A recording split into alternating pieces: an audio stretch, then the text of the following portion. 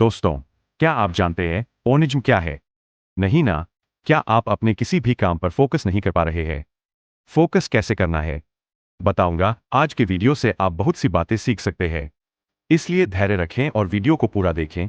आज के वीडियो से आपको बहुत कुछ नया सीखने को मिलेगा।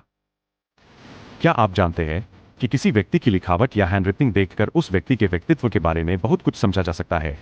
मनोविज्ञान के अनुसार यदि लिखावट बहुत छोटी है तो आमतौर पर वह व्यक्ति बहुत शर्मीला होता है। इसके अलावा वह बहुत होशियार और पढ़ाई में बहुत अच्छा होता है। दूसरी ओर जिनकी लिखावट बहुत बड़ी होती है वे आमतौर पर बहुत मिलनसार होते हैं। उन्हें यात्रा करना या पर्यटन पर जाना पसंद होता है और वे दूसरों का ध्यान आकर्षित करना पसंद करते हैं। यह जानकारी सभी पर लागू नहीं होती, फिर भी यह अधिकांश लोगों के लिए एक समान है। जापान जितना अधिक विकसित है उसका भोजन उतना ही अधिक अजीब है।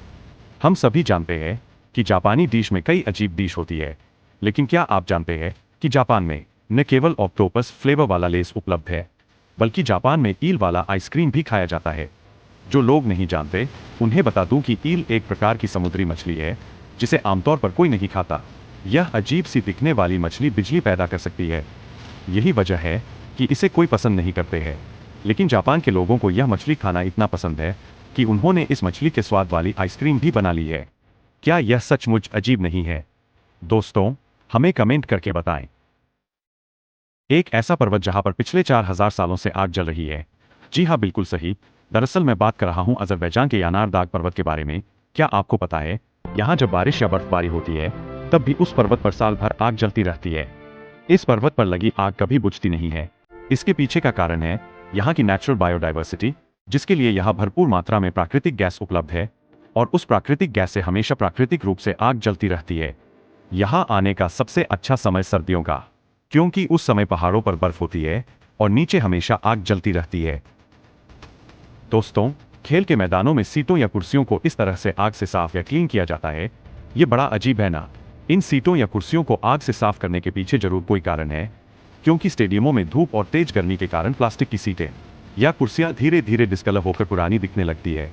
इसलिए इन कुर्सियों को फिर से नया जैसा बनाने के लिए आग से सफाई की प्रक्रिया का इस्तेमाल किया जाता है। इसकी मदद से सीटें फिर से नई जैसी हो जाती है। इस वीडियो में आप देख सकते हैं कि कैसे पुरानी सीटों या कुर्सियों को आग से साफ करके उन्हें फिर से नया जैसा बनाया जा रहा है। क्या आप जानते हैं कि अन्य मछलियों की तरह शार्क के पास सांस लेने के लिए एयर ब्लैडर नहीं होता है, इसलिए उन्हें सांस लेने के लिए लगातार पानी में तैरना पड़ता है। यदि शार्क तैरना बंद कर दे तो वह सांस नहीं ले पाएगी और पानी में दम घुटने से मर जाएगी। इसी कारण से शार्क लगातार पानी में तैरती रहती है ताकि उन्हें सांस लेने में कोई कठिनाई न हो, और शार्क सोते समय भी तैरती है। क्या आप जानते हैं कि 1980 तक लगभग सभी देशों में टेलीफोन व्यवस्था थी? मतलब लगभग सभी देशों ने टेलीफोन का इस्तेमाल करना शुरू कर दिया था। लेकिन आपको जानकर आश्चर्य होगा कि सिर्फ भूटान में ही कोई टेलीफोन नहीं लगा था। इस देश में एक भी टेलीफोन नहीं था। हालांकि इस देश में ज्यादा आधुनिकता नहीं है, लेकिन यहाँ शांति है। यहाँ के लोग शांति को सबसे ज्यादा प्राथमिकता देते हैं। यही कारण है कि भूटान दुनिया के सबसे खुशहाल देशों में से एक है। दोस्तों, क्या आप जानते हैं ओनिज्म क्या है? मान लीजिए आप कुछ नया देख रहे हैं या कुछ नया सीख रहे हैं और उस समय आपको लगता है कि इस दुनिया में ऐसी बहुत सी चीजें हैं जिनके बारे में आप नहीं जानते या जिनके बारे में आप मृत्यु से पहले नहीं जान पाएंगे। वास्तव में इस दुनिया में ऐसी कई चीजें हैं जिनके बारे में हम इस जीवन में कभी नहीं जान पाएंगे, और न जानने की इस भावना को ओनिज्म कहा जाता है, और यह सभी लोगों में मौजूद है। क्या आप अपने किसी भी काम पर ध्यान केंद्रित या फोकस नहीं कर पा रहे हैं? फिर इन तरकीबों का पालन करें। यदि आप कुछ करते समय खुद से बात करते हैं तो आप उस कार्य पर अधिक ध्यान केंद्रित करेंगे। उदाहरण के लिए, यदि आप कुछ पढ़ रहे हैं और खुद को समझा रहे हैं या कुछ पढ़ते समय खुद से बात कर रहे हैं, तो आप देखेंगे कि आप उस कार्य को करने या पढ़ने पर अधिक फोकस या ध्यान केंद्रित कर रहे हैं।